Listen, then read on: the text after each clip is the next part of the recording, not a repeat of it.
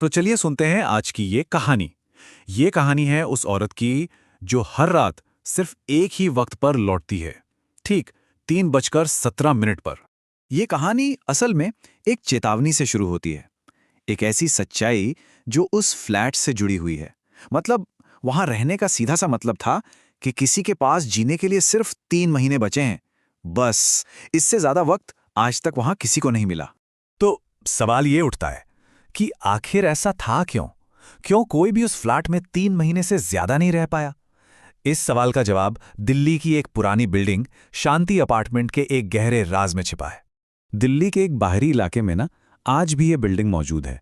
नाम है इसका शांति अपार्टमेंट। लेकिन कहते हैं ना, जैसा नाम वैसा काम।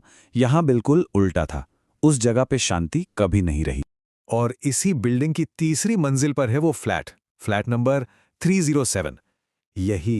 यही वो जगह है जहां सारे राज, सारी कहानियां दफन हैं। और सबसे हैरान करने वाली बात, पिछले 12 सालों से ये फ्लैट बिल्कुल खाली पड़ा था। कोई यहां टिक ही नहीं पाया। और जिसने टिकने की कोशिश की वो जिंदा नहीं बचा। लेकिन हर ऐसी कहानी में एक ऐसा किरदार जरूर होता है जो इन सभी चेतावनियों को, इन सब बातों को नजरअंदाज कर देता है। और इस कहानी में भी एक नया किराएदार आया। नाम था उसका रोहन। 26 साल का आईटी प्रोफेशनल। वो आज की पीढ़ी का लड़का था जिसे भूत प्रेत, आत्मा वात्मा इन सब चीजों पर जरा सा भी यकीन नहीं था। मकान मालिक ने उसे समझाने की, चेतावनी देने की पूरी कोशिश की। उन्होंने कहा, बेटा, रात 3 बजे के बाद ना कुछ अजीब आवाजें आती हैं। लेकिन रोहन, वो तो ये सुनकर हंस पड़ा।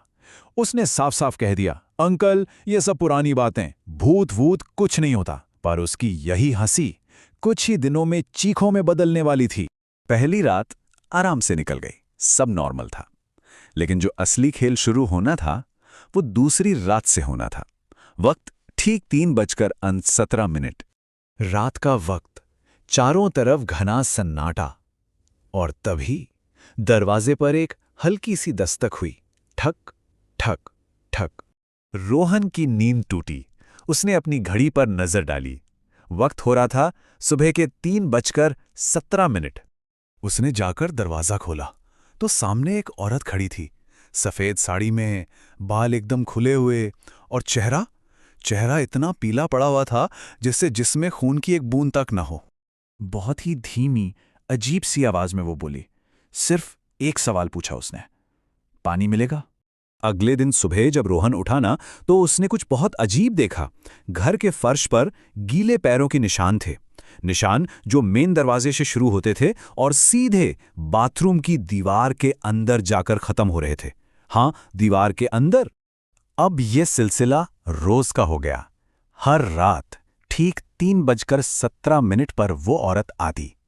एक रात रोहन ने हिम्मत जुटाई और पूछ ही लिया, आप हैं कौन? वो औरत अजीब तरह से मुस्कुराई और फिर उसने जो कहा उससे रोहन के होश उड़ गए। वो बोली, मैं भी यहीं रहती थी, इसी कमरे में। अब रोहन का शक धीरे धीरे यकीन में बदल रहा था। उसने ठान लिया कि वो सच का पता लगाकर रहेगा। और वो सच उसी बाथरूम की दीवार के पीछे छिपा हुआ था। बिल्डिंग के चौकीदार से पूछने पर वो कांपते हुए पूरी कहानी बताता है कि 12 साल पहले इसी फ्लैट में एक औरत रहती थी जिसे उसके पति ने रात के ठीक 3:17 पर गला घोंटकर मार डाला था। और उसके बाद उसकी लाश को बाथरूम की दीवार में ही चिनवा दिया था। ये सच जानते ही रोहन के तो जैसे पैरों तले जमीन ही खिसक गई। लेकिन अब शायद बहुत देर हो चुकी थी। वो रात उसकी आखिरी रात होने वाली थी। वक्त हुआ 3:17। दरवाजे पर दस्तक हुई। लेकिन इस बार रोहन अपनी जगह से हिला तक नहीं। पर उसकी जरूरत भी नहीं पड़ी क्योंकि दरवाजा अपने आप खुल गया। वो औरत अंदर आई। लेकिन इस बार उसका चेहरा पीला नहीं था। उसकी आंखों से खून बह रहा था और उसकी गर्दन पर उंगलियों के वो गहरे नीले निशान साफ दिख रहे थे जो उसकी मौत के वक्त बने थे।